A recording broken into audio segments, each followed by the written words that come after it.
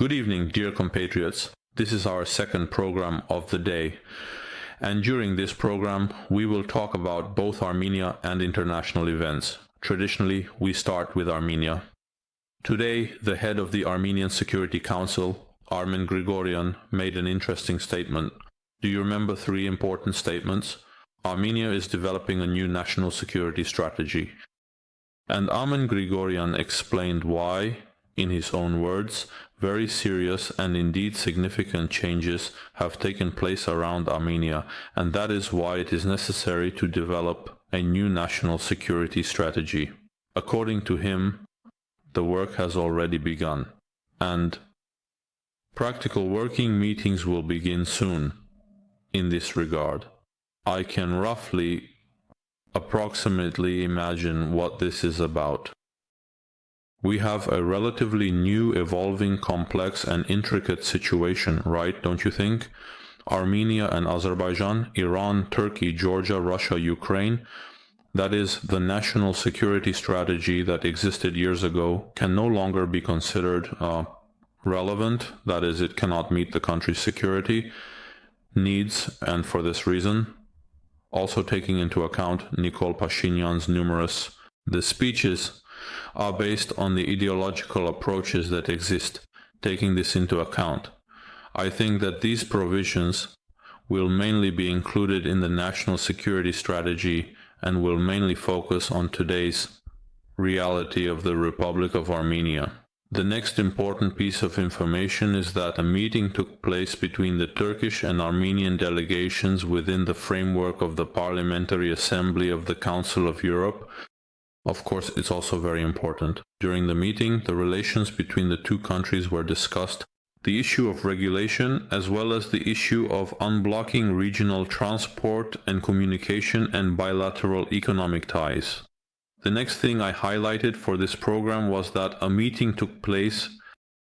The North-South program was discussed between the Speaker of the National Assembly of Azerbaijan and the Speaker of the National Assembly of Iran. And according to their understanding, this North-South project will not only be through Iran and Azerbaijan to Russia, but also Ivanov through Azerbaijan to Europe, that is the North-South that we are talking about. Now it seems that the conversation about the North-South is also taking the relative side with the Iranian side, and in addition to that, the Speaker of the Iranian National Assembly noted that third countries, that is the parties, have agreed that third countries should not be involved in regional issues and regional issues should be resolved with the participation of the countries of the region.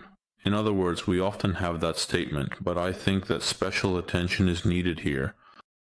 Now, to dedicate to that North-South program, and Armenia really needs to activate its efforts so that it doesn't become just words.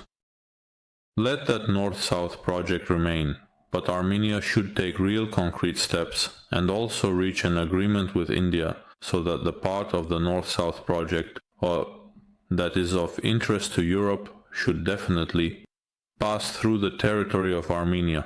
Armenia should be the main route for that North-South road. We have also talked about the fact that a special representative of the Azerbaijani president is in Israel, where he had a meeting.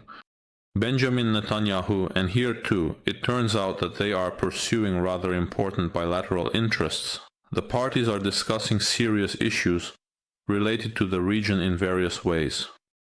There are also various economic issues. The parties are discussing large global economic projects, and I also think this is quite important, so that we also pay attention to these issues and understand what projects Israel and Azerbaijan are trying to implement together. We are also talking about economic and energy projects, which cannot be unrelated. This time, we need to understand security well, and therefore we need to do the right work, mate. I am convinced that now is the right time for Armenia to try to normalize and deepen relations with Israel, because it is already clear from that meeting.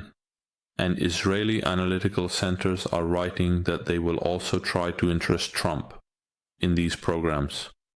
Azerbaijan, is trying to deepen its relationship with the United States through Israel, especially with President Donald J. Trump. This is very important for us to consider, and since we talked about Azerbaijan, in particular, today the Azerbaijani authorities have also decided to close the BBC's Azerbaijani service as well. That's all regarding Azerbaijan, which of course everything happening in Azerbaijan and around Azerbaijan and its various connections with different countries, whether with Armenia's neighbors or other international players, concerns Armenia. For this reason, I always discuss issues related to Azerbaijan when talking about matters concerning Armenia. Now let's move on to the 10th statement. On an important international event yesterday, the face-to-face meeting between Zelensky and Trump that took place after that statement.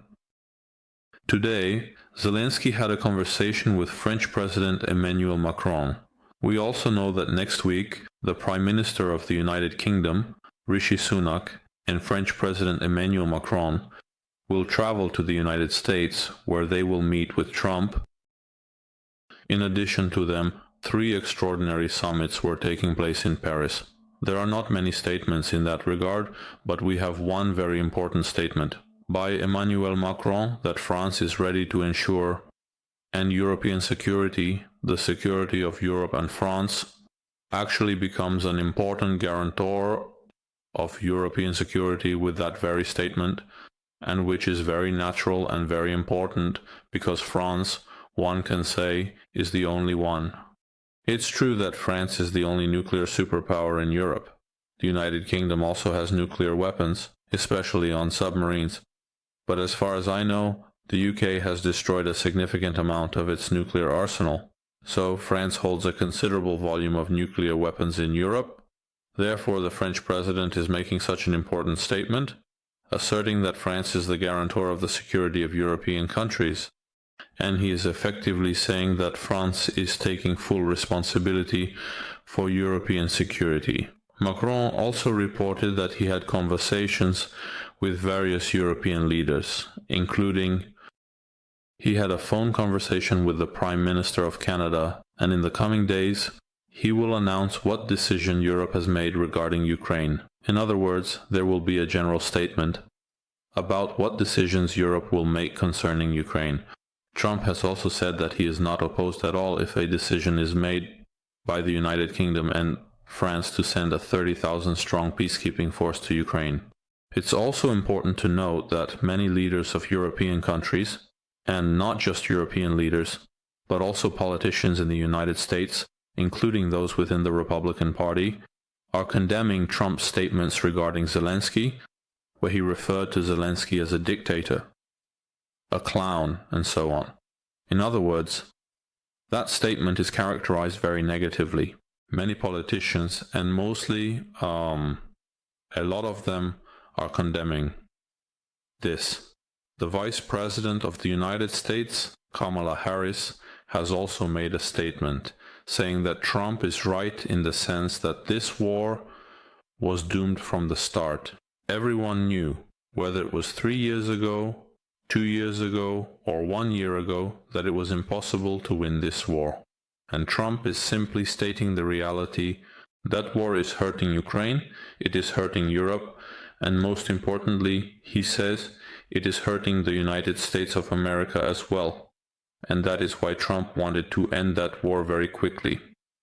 By the way, in many places, the United States of America is already refusing to consider Russia a dictatorial country, even avoiding the statement of considering it an occupying country. And in the G7 statement, the United States has rejected the formulation that Russia is an occupying country and has seized Ukrainian territories.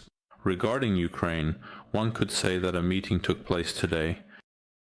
There is new information between the Special Envoy of the United States of America, Keith Logie, and Zelensky, among other things, that Donald Trump's X-ray machine was blocked in Ukraine.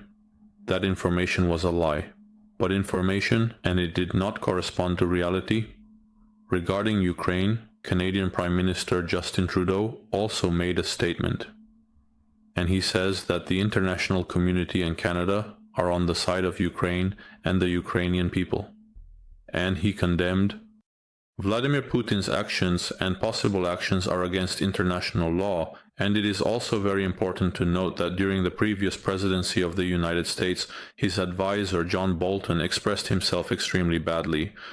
Regarding Donald Trump's statement to Zelensky, he said that these characterizations are disgraceful characterizations. The characterizations regarding the president of Ukraine are simply disgraceful, and the agreements that the United States wants to reach with Russia are of a capitulatory nature. Bolton has actually criticized Trump's policies regarding Ukraine and Russia very harshly, as well as his statements. This is mainly the response which, of course, will be presented in a very concise manner regarding Trump's statements. There are statements regarding Zelensky, and there is also talk that Donald Trump has a serious aversion, specifically towards Zelensky and Ukraine and towards this war. I can partially agree with that approach, with that idea. Of course, I'm not entirely convinced, but I do think that something like this really exists, and right now everything is escalating quite seriously. It's good that the international community is united. I believe that different countries will try, and we hope that this effort will successfully influence Trump's position somewhere. Many will try to work, to talk, to engage with Trump. But I must say that there certainly aren't indeed very high hopes, yet at the same time, there are frequently changing statements, announcements. It's also very important to see what specific actions the Trump administration will take regarding Ukraine. As for actions, I still haven't seen any announcement that the United States has stopped supplying weapons to Ukraine. Different information from the battlefield suggests that the Russian side is talking about successes, but it's very difficult to understand what the reality is and what is just information. For this reason, we have mostly remained silent about the specific front lines in recent days, especially regarding the important matters. In our view, political decisions are being made now, and one more thing I want to mention at the end is that if you remember, Lavrov had proposed to Georgia. Once again, it has indeed been proposed to join the Light 3 program, and today several MPs from the Georgian Dream Party have responded to that proposal. They have all clearly stated one very important thing. As long as Georgian territories are occupied, Georgia will not join the Light 3 program. I believe this is very important for Armenia as well. Such a statement was heard from the members of the ruling party in Georgia. There is also a statement regarding the fact that, based on its foreign policy and economic interests, Georgia currently does not consider it appropriate to join the other 3 programs, meaning that the obstacles are the violations of Georgia's territorial integrity, as those territories are occupied by Russia. Second, there are no diplomatic relations with Russia. Third, Georgia's commitment to its foreign policy, no matter how small, is to its international partners. It is in a difficult situation now. It is very good that we have this confirmation. We need to be positive, let's say positive, negative, I also say negative, that this statement is very positive. But from Russia, this statement and calls are always about Georgia, and they are trying to involve Georgia in the 3+3 program also. And we saw that the Azerbaijani side is also trying to involve Georgia in the 3+3 program. But, I repeat, Georgia's position on this matter is very commendable, and I believe it is good not only for Georgia but also for Armenia. That's all for this statement, dear compatriots. Once again, I urge you to actively like and subscribe to our channel. Good luck, and see you soon.